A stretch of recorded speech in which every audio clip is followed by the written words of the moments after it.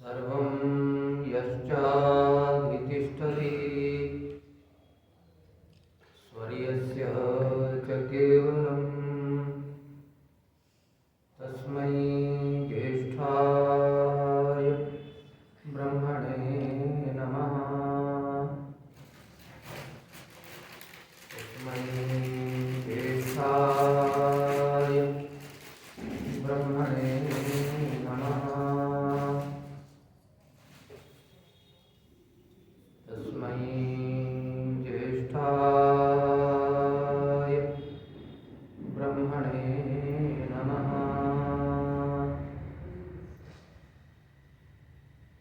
ॐ शान्ति शान्ति शान्ति।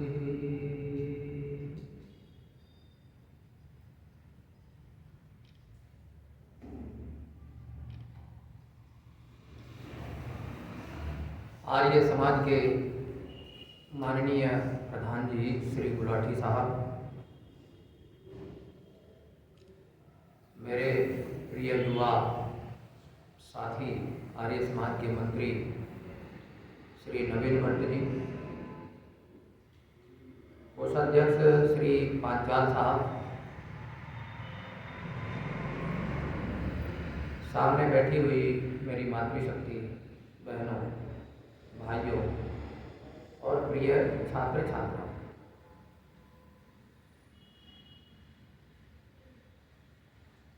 आज आर्य समाज धामावाला का यह साप्ताहिक सत्संग है। केवल आर्य समाज धामावाला ही नहीं, अपितु भारतवर्ष में जितने भी आर्य समाज हैं, सभी आर्य समाजों में रविवार का विशेष रूप से साप्ताहिक सत्संग होता है। इस साप्ताहिक सत्संग के अंतर्गत हम लोग बड़े उत्साहपूर्वक भाग लेते हुए सप्ताह भर के लिए एक नई ऊर्जा को लेकर के जाते हैं। सत्यार्थ प्रकाश का पठन पाठन,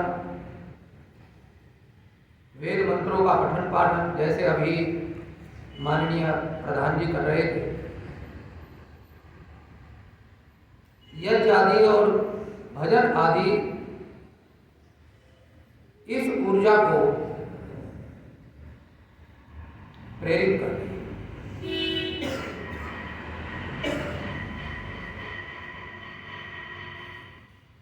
यहाँ पर जब हम सत्यार्थ प्रकाश का अध्यापन करते हैं तो हम यह देखते हैं कि सत्यार्थ प्रकाश के अंतर्गत किस प्रकार की चर्चा चल रही है,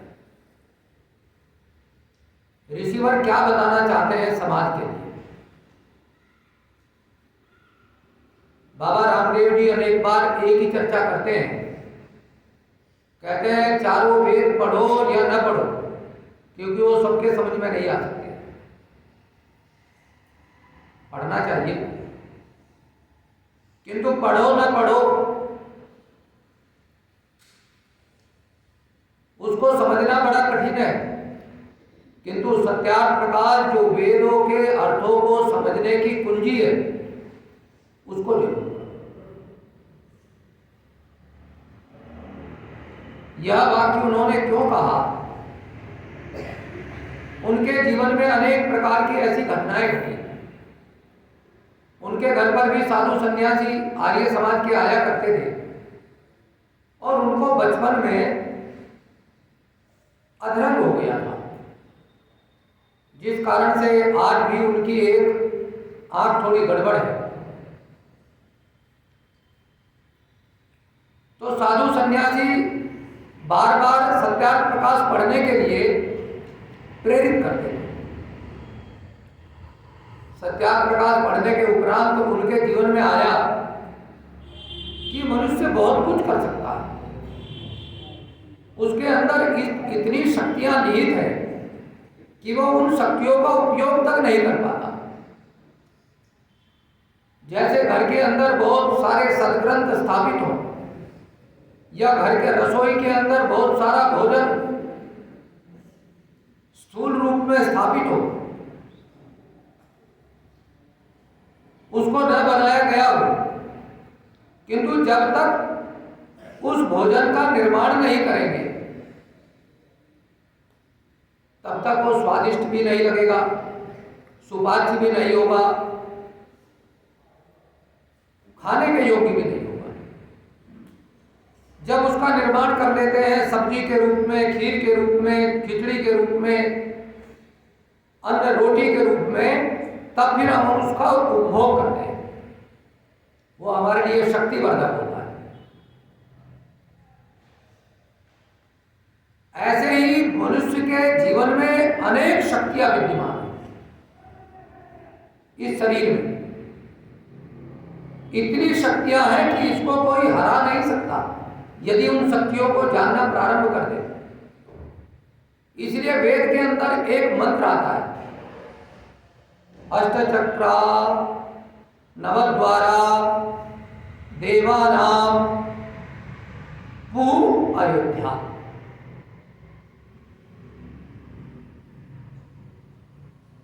मर्यादा पुरुषोत्तम श्री रामचंद्र जी का जहां जन्म हुआ उस नगरी का क्या नाम था बच्चों? है क्या था?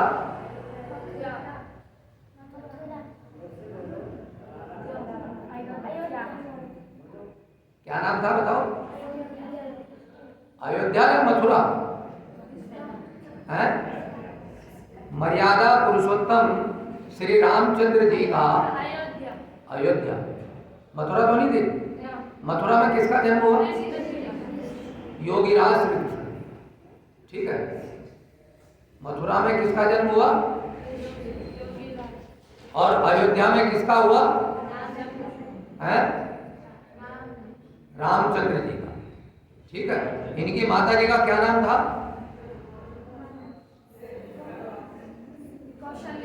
कौशल्या। ठीक है ना? कौशल्या किनकी पत्नी थी? दशरथ, महाराजा दशरथ की।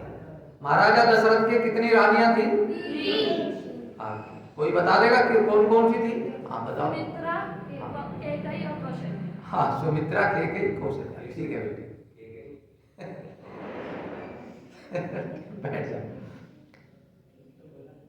तो महाराजा दशरथ के 4 पुत्र थे। ठीक है, जहां पर इनका जन्म हुआ अर्थात दशरथ जहां के राजा थे उस नगरी का नाम क्या था? अयोध्या। अयोध्या। ठीक है, अयोध्या। अयोध्या नाम का अर्थ क्या है मैं बता रहा हूं। जिसको युद्ध में जीता न जा सके। क्या अर्थ है? ऐसे नगरी का नाम अयोध्या था। ठीक है, वो तो अयोध्या है, किंतु ये जो हमारा शरीर है इसका नाम भी क्या है बेटे? अयोध्या। ये जीती नहीं जा सकती। कोई बना देगा ऐसी नगरी जिसमें ये देवता लगे हुए हैं। आग देवता है ना? देवता किस लिए है? क्योंकि ये हमें देखने की शक्ति प्रदान करती है। आंखें हमें देखने की क्या करती हैं? शक्ति प्रदान करती है। मान लीजिएगा आंख न हो तो देख लेंगे? आंखें बंद करके रहो एक दिन। अच्छा, सुबह से ही कह दो कि आज हम आंखें बंद करेंगे। जैसे आज हमारी छुट्टी है ना, आज हम आंखों की छुट्टी कर देते हैं। कर लेंगे? नहाना धोना, खाना पीना, चलना पहनना है, सब कुछ परेशानी बन जाएगी हर चीज में। तो आंखें कितनी महत्वपूर्ण है ये उससे पूछिएगा जिसके आंख नहीं है। हमें इसका महत्व नहीं पता ना। जिस दिन आंखों का महत्व पता लग जाएगा तब फिर पता लगेगा भगवान ने कितनी महत्वपूर्ण चीजें हमें दे दी है। सारी जानकारी इन आंखों से मिलती है। जब आयु बड़े होने लगती है तो फिर आंखों पर क्या चढ़ जाता है? चश्मा। और फिर जब और बड़ी हो जाती है आयु, आंखें कमजोर पड़ने लगती है तो फिर क्या? ये चश्मा भी काम नहीं करता है। फिर कहते हैं दिखाई नहीं देता। अब दिक्कतें आने लगी। तो आंखें क्या हो गई हमारे लिए? देवता। क्या है आंखें? क्यों है देवता? क्योंकि देखने के लिए शक्ति देती है। ये हमारी आंखें देखने के लिए शक्ति प्रदान करती है, संसार को दिखाती है। आंखें नहीं होंगी तो हम नहीं देख पाएंगे।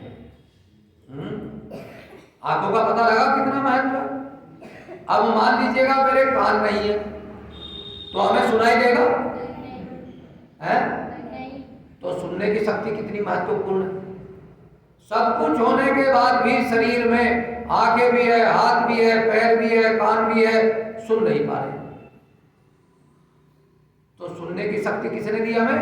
परमेश्वर ने। ये जो शरीर बना दिया अयोध्या, जिसके साथ कोई भी युद्ध नहीं कर सकता, जिसको कोई नहीं जीत सकता, ऐसा ये शरीर, इसमें अनेक चीजें विद्यमान हैं, अनेक चीजें, ऐसी दिव्य शक्तियां हैं। आप जो कुछ करना चाहो उसको करने में आप क्या है? समर्थ हैं।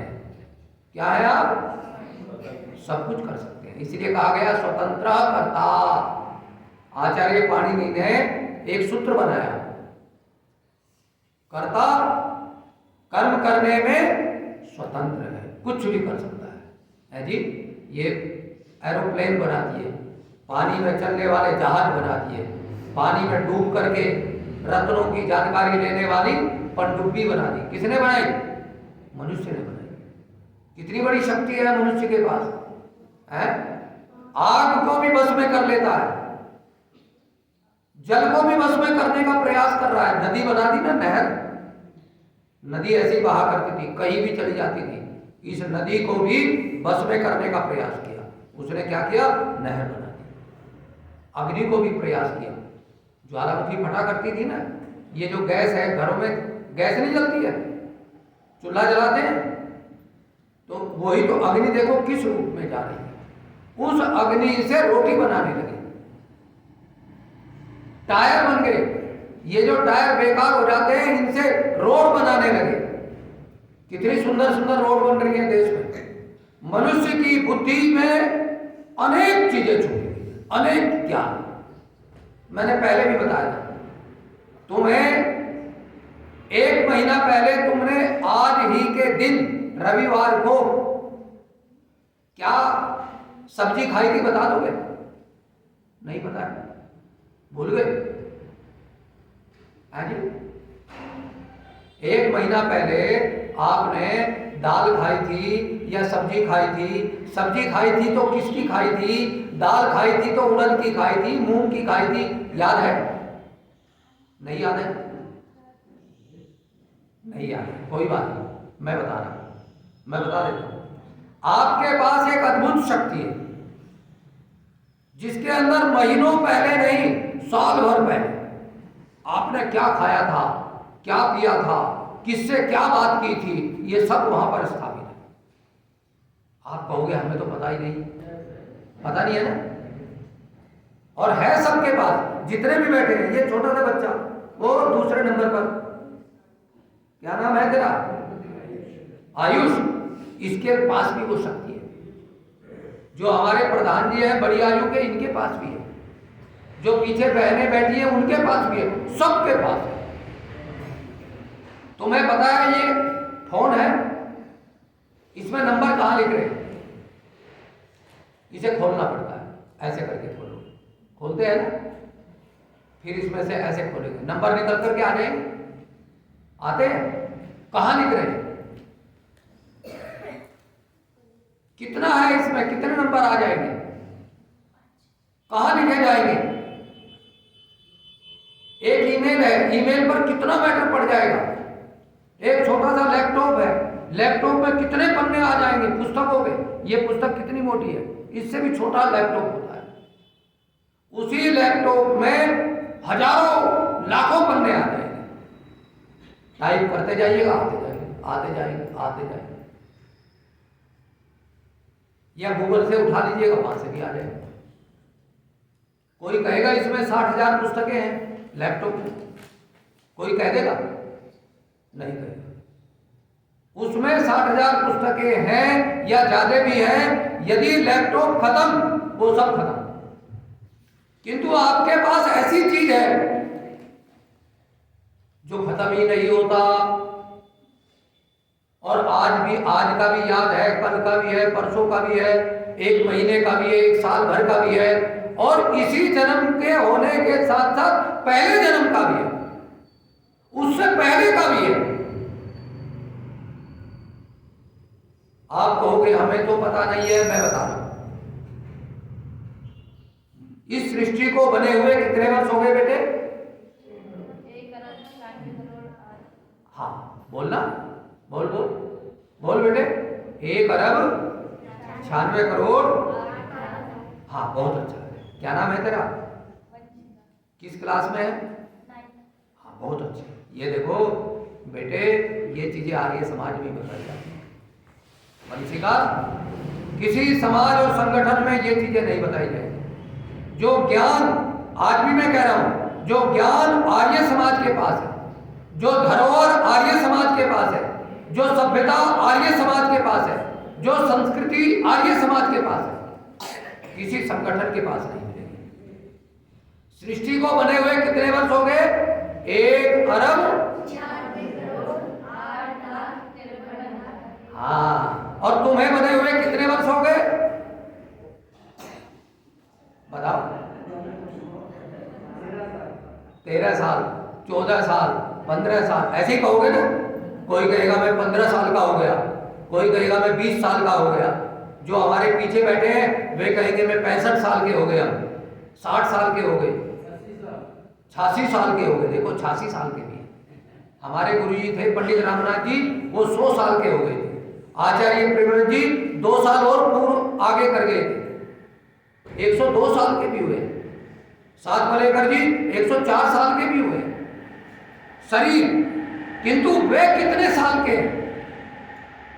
आप कितने साल के हो? ये शरीर ही तो है 13 साल का, ये शरीर है 14 साल का, ये शरीर है 8 साल का। आप कितने साल के हो? 1 अरब। अब मैं गिनती गिना रहा हूं, बोलो कितने साल के हो? 1 अरब 96 करोड़, इससे भी ज्यादा। आप कहोगे ऐसे कैसे कह रहे हो जी आप, हम तो छोटे से बच्चे हैं, ऐसे ही कहोगे ना। अब मैं बता दूं, ये तो सृष्टि एक है। जैसे ये फोन कभी बना था, इसको बने हुए कितने वर्ष हो गए होंगे? ज्यादा से ज्यादा 8 वर्ष, 10 वर्ष इस वाले, ठीक है ना, 15 वर्ष हो गए, इससे ज्यादा तो नहीं हुए। जब ये बना तो ये खत्म भी हो जाएगा, ठीक है ना। जो बनता है वो खत्म हो जाता है। ये माइक बना, खत्म हो जाएगा। ये बिल्डिंग बनी, खत्म हो जाएगी। ये सृष्टि बनी, ये खत्म हो जाएगी, निश्चित रूप से होगी, ध्यान रख लेना। किंतु आप न कभी बने न कभी बिगड़े। आप माने आप, ये 13 साल वाली बात नहीं कर रहा हूं मैं। आप माने इस शरीर के अंदर बैठा हुआ जीवात्मा। इस शरीर, हर एक के अंदर जीवात्मा है। ये हाथ हिल रहा है, कौन हिला रहा है? जीवात्मा। ये हाथ पैर हिल रहे हैं, ये बोल रही है वाणी, ये आंख देख रही है, ये कान सुन रहे हैं, कौन कर रहा है?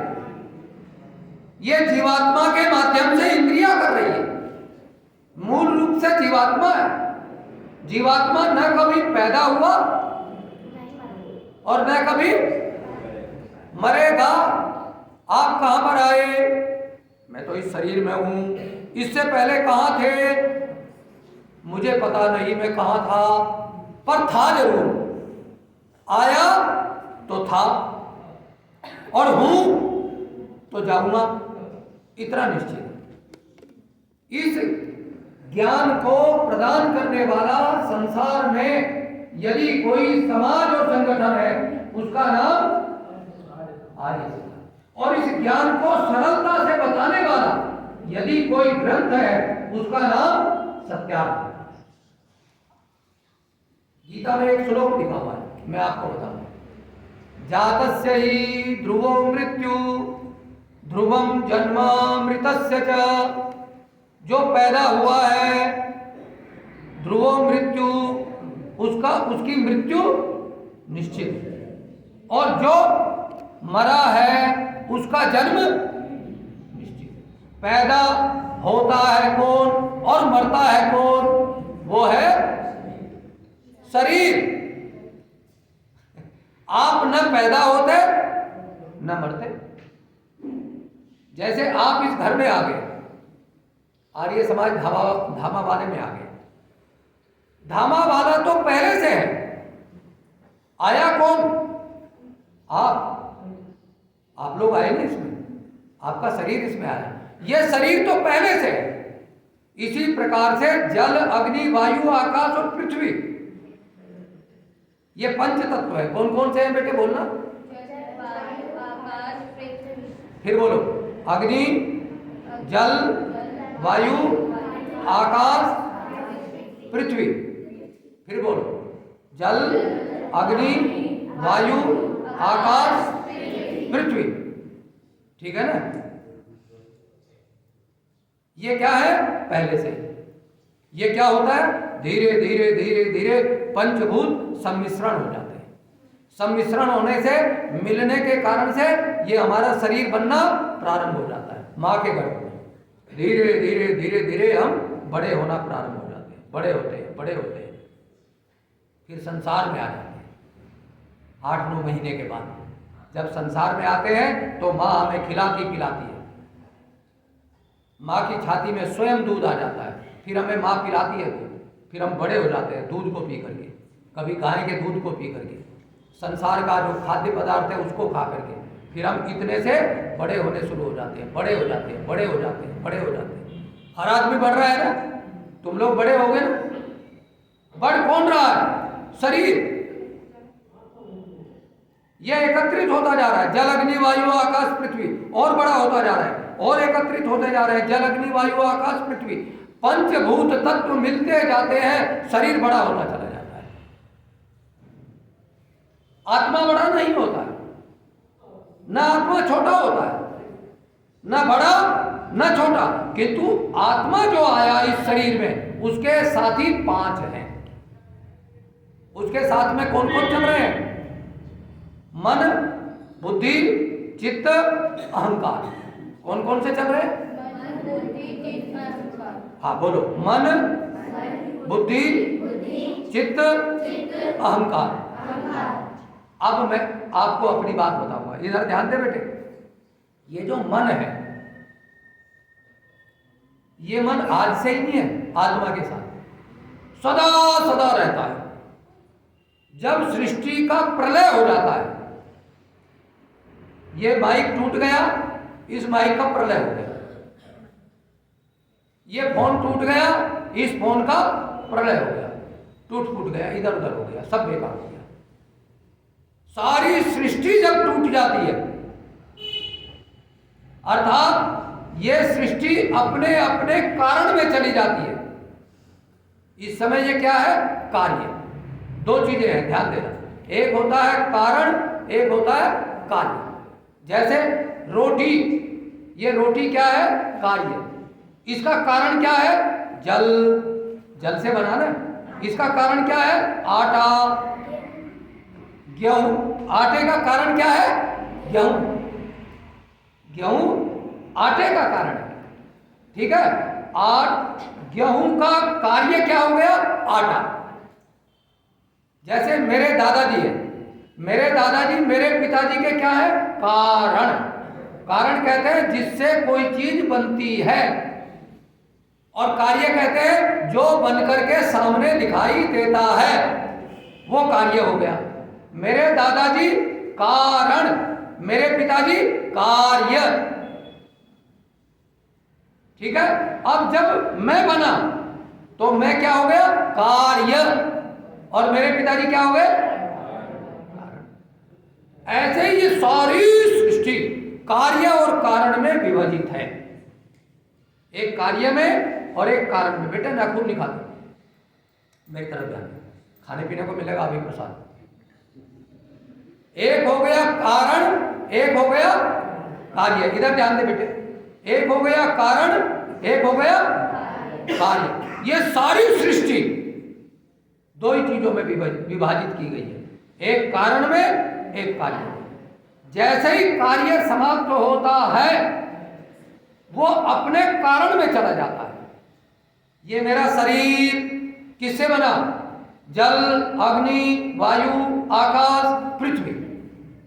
जब इसको जला देंगे, मरने के बाद जला देते हैं ना, हर एक का शरीर जल जाता है, तो ये सबका सब जो कार्य था कहां चला जाएगा?